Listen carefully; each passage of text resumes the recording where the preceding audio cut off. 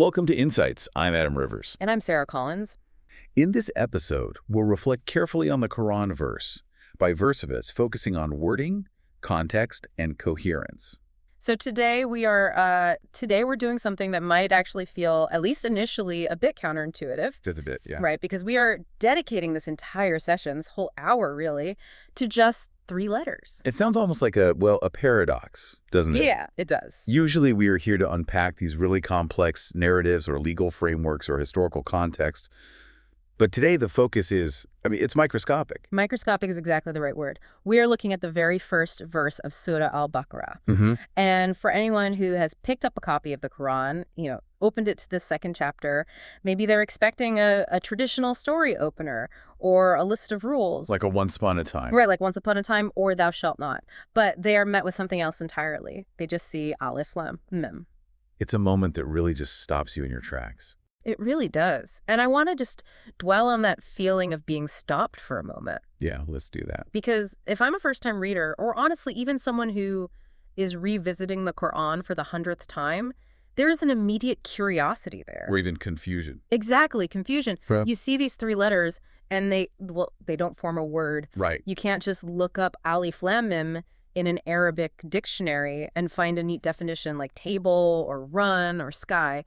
They're just standing alone. And that standing alone is the first clue, really. It creates a very specific effect right from the start. It is not a sentence you can just breeze past. It feels like a barrier in a way. Or maybe a gate. A gate is a beautiful way to put it. Yeah. I like to think of it as almost a sonic threshold. A sonic threshold. Okay, I like that. Let's unpack that concept because it feels significant. Well, think about where we are in the recitation of the reading order. Yeah.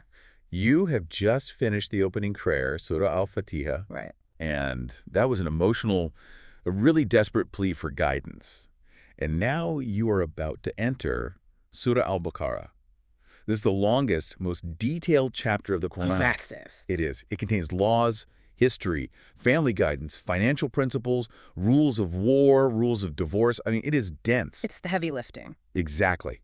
But before you get to any of that detailed guidance, before you get the laws of the stories, you hit this barrier. This sonic threshold. Right. You hit a distinct sound barrier that stands between the prayer you just finished and the answer you are about to receive. So it's not just a random start. It's a deliberate pause. It is completely deliberate. And we have to be really clear about how we read this because in English translation, it just looks like ALM. Yeah, just 3 letters on a page. But in the recitation, you don't read them as a word. You don't say Al-Lam. You articulate the names of the letters themselves. Yeah. Alif, Lam, Mim. Which immediately breaks the flow of normal speech. We don't talk like that in real life. I don't walk up to you and say Hello. If I did, you'd probably think I was, having a stroke or testing a microphone. Right. If you did that, I would immediately stop what I was doing. I would drop my phone. I would pay very close attention because you have completely broken the pattern of familiar speech. And that's the first function here. It is a call to attention. It snaps you out of autopilot. Precisely. It signals that the mode of communication has shifted entirely. We are transitioning from the heart's request for help. Which was Al-Fatiha. Exactly, which is what Al-Fatiha was. We're transitioning from that to the reception of the answer. We are shifting from asking to receiving a book that guides and constructs. And to receive, you have to stop broadcasting. That makes so much sense. You can't listen if you're still talking, or even if your mind is just still running at 100 miles an hour. And that brings us to the physical experience of this verse. Because it's not just an intellectual stop, it is a physical one. I was reading through the notes on the phonetics here, and it's actually kind of wild. It seems like the revelation is choreographing a very specific movement in the mouth. It's physically quite profound if you actually pay attention to it. Most of us, when we read silently or we skim. Sure. But the Quran is meant to be recited. It's an oral tradition, first and foremost. And when you vocalize Alif Lam Mim, your mouth goes on a literal journey. I want to try this. Walk me through this journey. Where exactly does it start? Okay, let's break it down. It creates this trajectory of articulation. It starts with Aleph. Okay. When you say Aleph, specifically the sound of the vowel, that open breath, it starts deep down in the chest, in the throat. It is pure open air. So Aleph, I can feel that. It's coming from the very bottom of the throat. It's the deepest point of the vocal apparatus. It's the glottis. It is the widest possible point of articulation because there's absolutely no obstruction. It is just spirit, breath, air. Okay, so we start deep inside. And then we move to lam. Move to lam. Try to say it. Lam. Lam. My tongue goes up. Exactly. The sound moves from the chest to the middle of the vocal apparatus. To say lam, the tip of your tongue has to rise and touch the roof of the mouth or the gums, right behind the upper teeth. It's a gentle lateral contact. So you've gone from the open chest to a very specific point of contact in the middle. And then we end with mim. Mim. Say it and just hold it. My mouth closes completely. It ends at the absolute exterior boundaries of speech, which is the lips. You close your mouth.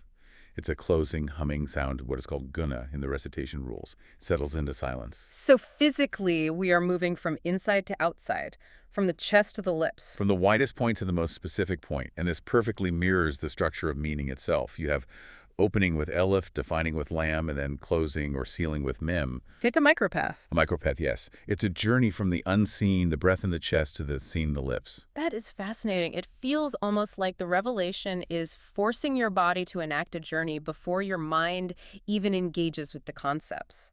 That is a brilliant way to frame it. It embodies the structure of what is about to happen in the rest of the surah. You are about to receive detailed guidance that will move from general principles to very specific laws. And your mouth is rehearsing that movement right now.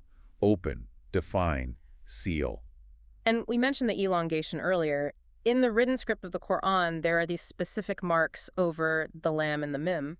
The youth money script. Right. And they aren't just decorative rites. They are actual instructions. They are musical notation, essentially. They tell the reciter, do not rush this. Pull this sound long.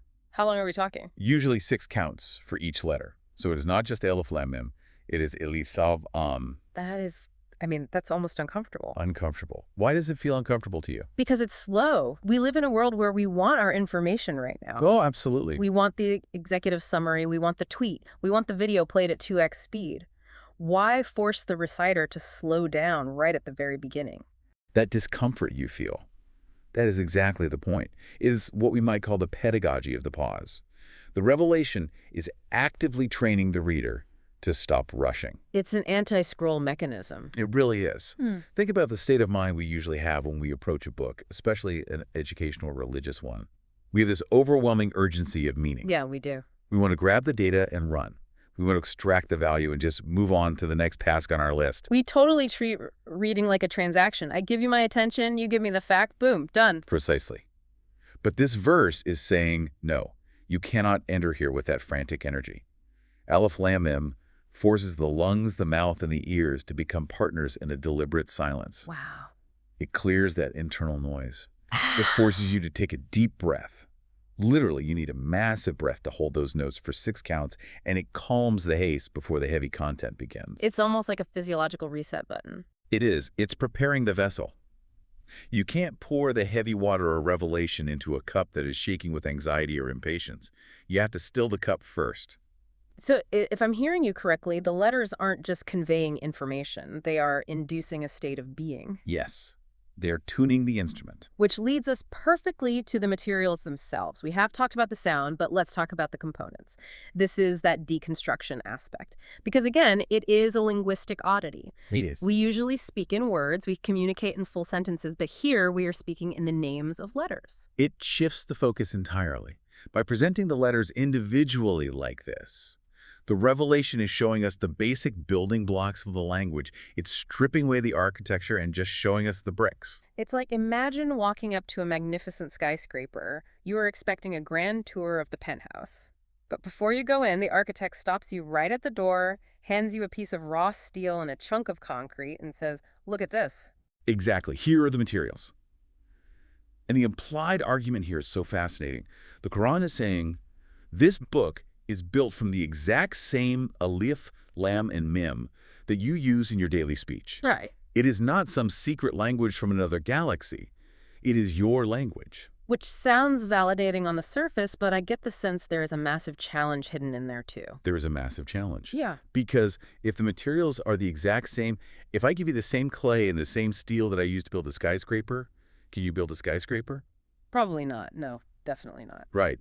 It highlights that the miracle of the Quran isn't in some foreign, inaccessible vocabulary. Yeah. It is in how these incredibly common bricks are arranged. It forces the listener to realize that the genius lies in the architecture, not just the raw material. It's really humbling. It is incredibly humbling. And that brings up the educational return. Think about when you actually learn the names of letters. When do you learn that alif is alif? When I'm a kid. When I'm 5 years old, sitting cross-legged on the carpet in kindergarten, learning my ABCs. Exactly. It puts the reader right back in the position of a child. It connects to the alphabet or hijah.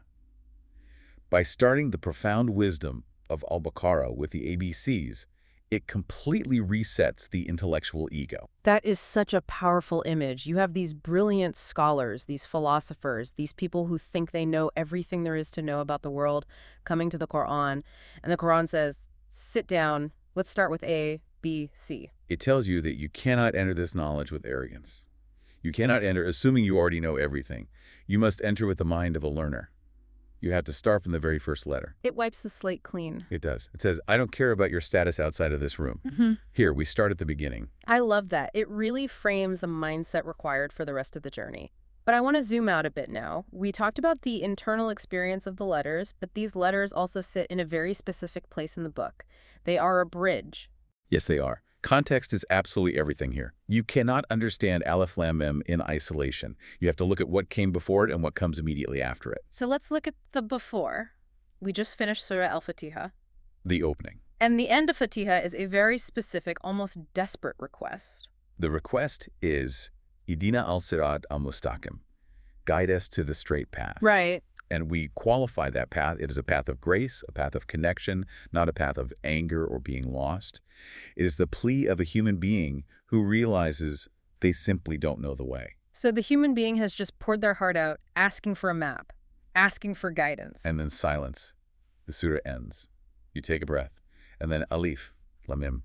How does that connect? Is it the answer itself? It is the immediate bridge to the answer. Think of the sequence. Step 1 is the request, guide us. Okay. Step 2 is the bridge, Alif Lam, and step 3 is the answer. And what is the very next sentence in verse 2?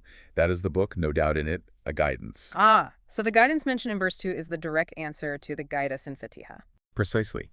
And Alif Lam Mim is the connecting tissue, and the attention grabber that pivots the camera from the person praying to the book that is answering. It's like if I asked you a really serious question, like how do I fix my life? And you paused, looked me dead in the eye to make sure I was actually listening, took a deep breath, and then gave me the answer.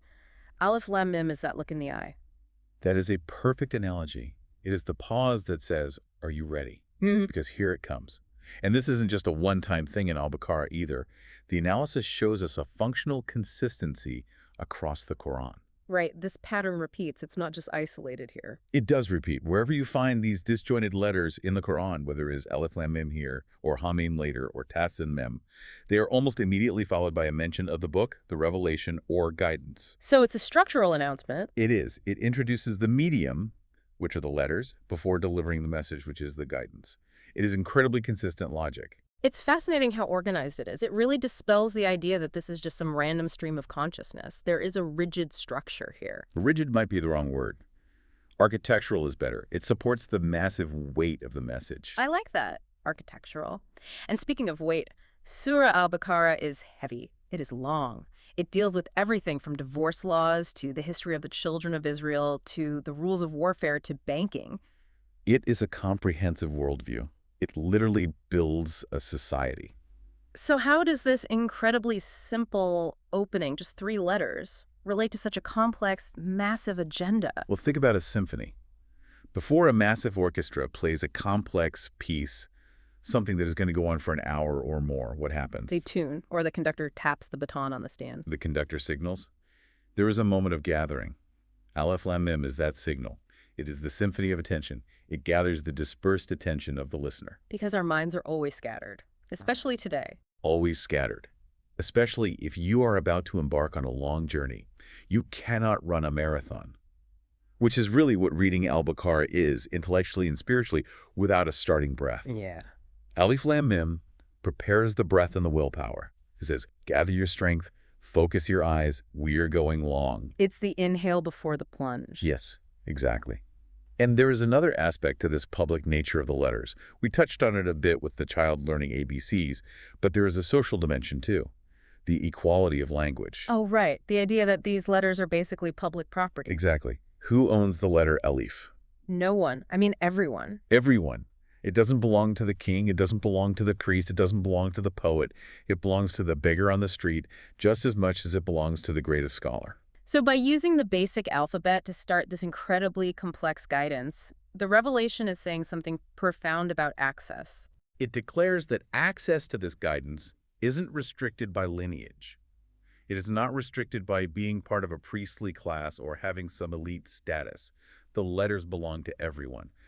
Therefore, the keys to understanding this book are sincerity and attention, not noble birth. It completely democratizes the entry point to the Quran. That is a very liberating concept. But it also, I feel like, puts the responsibility back on the listener. Because if the door is open to everyone, then you have absolutely no excuse not to enter. Precisely. The barrier isn't the text itself. The barrier is your own attention span. The barrier is your own arrogance. Which brings us to a really interesting paradox. We are talking about connecting with the book, but the letters themselves are cut. They are disjointed. We don't say alam, we say alif, lavim, mim. This is the concept of cutting and connecting. Why chop the sound up, though? Why not just have it flow naturally? If the goal is a relationship, shouldn't it be fluid? It's a paradox, for sure, but a highly functional one. We pause the flow to purify the connection. Think about it. Normally, we slur our words, we rush, we blend things together out of sheer habit or laziness. True, we mumble all the time. By articulating every single letter's boundary. Alif, Lam, Mim. We are learning discipline. We are learning to respect the actual edges of things. Boundaries. And boundaries are essential for the straight path we just asked for in Al-Fatiha. What is a path? It's a defined route. It has edges. Right. It requires knowing what is on the path and what is off the path. A path without boundaries is just an open field. You can wander anywhere and get totally lost. So you have to know what to connect and what to cut. Exactly. To walk a straight path, you have to cut off whims. You have to cut off errors. You have to cut off distractions. The physical recitation of these letters enacts the very discipline needed to follow the laws coming later in the surah. You're practicing stopping at the limit. Wow. So even the pronunciation itself is a moral training. The pronunciation is a moral training. I think that sums it up perfectly. It is creating a disciplined mouth, which directly leads to a disciplined mind. But, and there is always a but, we have to address the elephant in the room here. Which is? We still don't know exactly what Alif Lam Mim actually means. Like, if I ask you for the dictionary definition right now, you couldn't give me one. Even the greatest scholars throughout history say God knows best. No, I couldn't give you a definition. No one can. So isn't that a flaw? If the whole point is guidance, why start with ambiguity? Why start with a mystery? If I give you a user manual for a new car and the very first page is a riddle, you'd probably throw it away. That is the exact question that has puzzled people for centuries.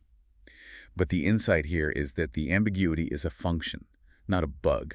It is doing something to you. How is ambiguity functional, though? It creates a state of positive anticipation. Imagine if I started a lecture by giving you a simple, totally obvious fact, like the sky is blue.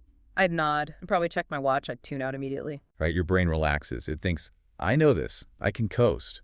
But if I start with something that completely arrests you, something you can't immediately categorize or solve, your brain wakes up. It asks, who is speaking? What does this mean? How should I listen to this? It suspends the mind. It keeps the meaning suspended.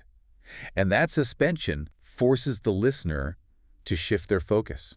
You stop focusing on information gathering, just collecting data points, and you shift to a state of being.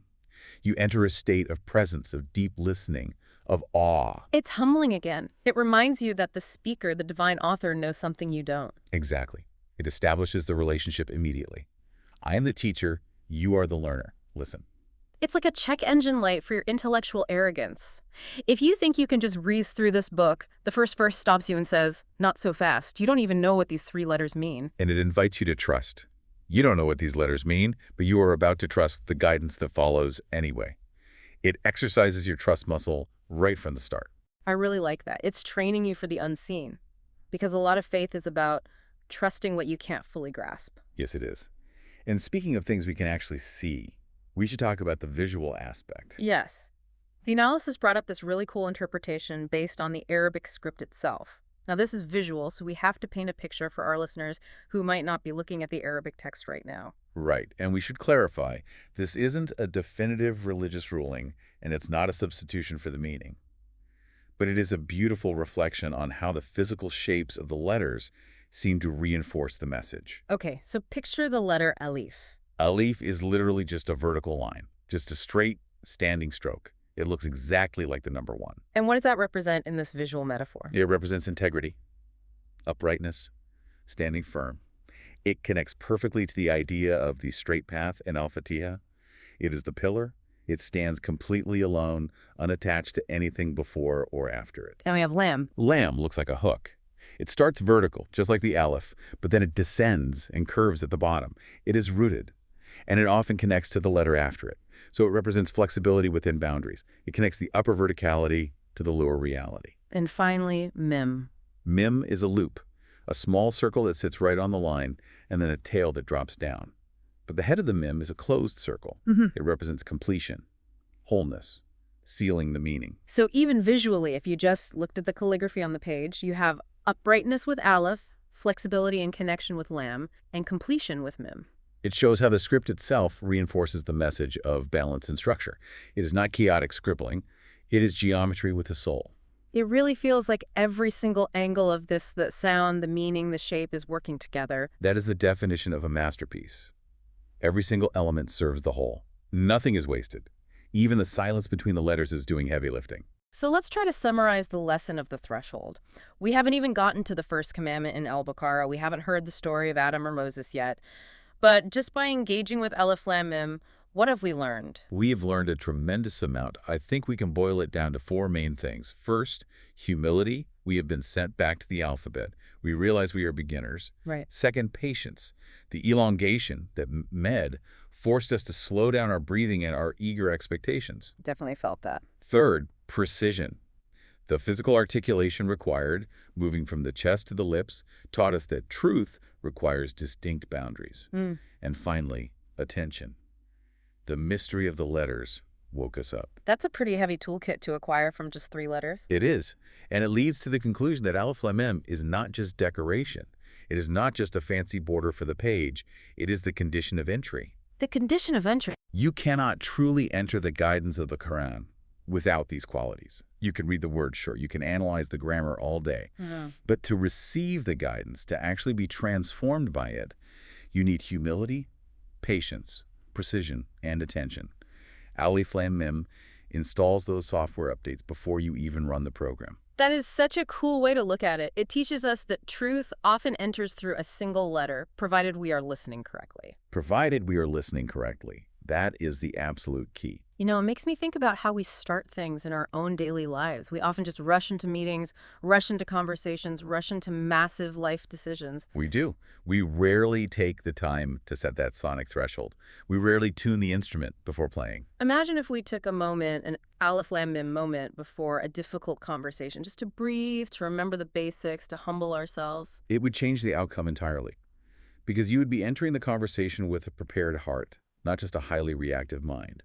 You would be entering with Alif, which is integrity, and Lam, which is connection. It really shows that the Qur'an isn't just giving you information. It is actively trying to change your state of being. That is the ultimate goal. Not just to inform, but to transform. And transformation always starts with the first breath. I want to circle back to something we touched on earlier, the idea of deconstruction. We talked about the bricks in the building. But there is another layer there about the human commonality that I think is really relevant today. Yes, the shared human aspect. We live in a very divided world, different cultures, different languages, different classes. But the analysis emphasized that alphabets are a shared human tool. They are. Every civilization, no matter how distinct or isolated, relies on these basic sounds to build their reality. We all use our throats, our tongues, our lips. Whether you speak English, Arabic, Mandarin, or French, you have an A sound. We have an L sound.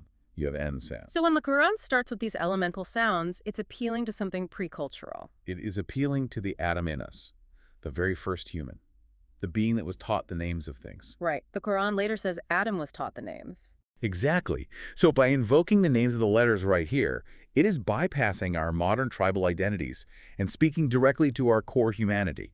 It is saying, you are a creature who speaks. You are a creature who builds meaning.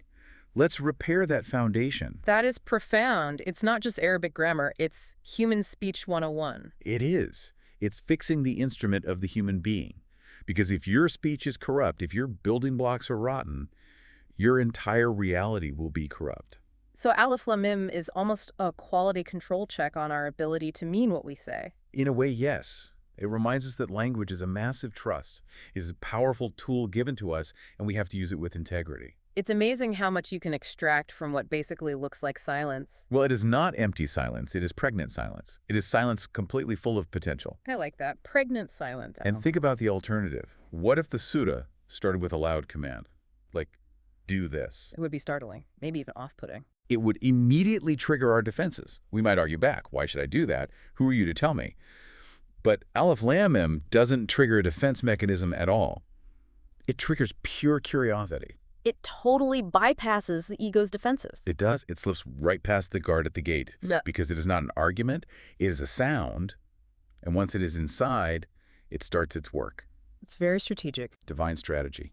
I'm also thinking about the cutting aspect again. The lesson mentioned that cutting leads to better connecting. Discipline leads to flow. Yes. Can we apply that to our modern information diet?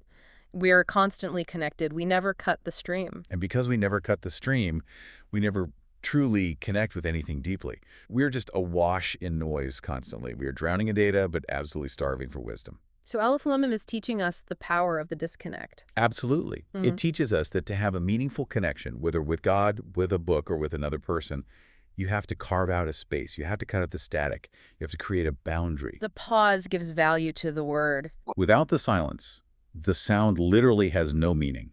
Alif Lam Mim places that silence right at the front door. It's like the white space on a page. If the page was entirely black with ink, you couldn't read it. You need the white space. Alif Lam Mim is the ultimate white space. This has been such a rich discussion, and we are only on the first verse. The first verse of the longest chapter. But I think this beautifully establishes the methodology for the whole series. We are not just skimming.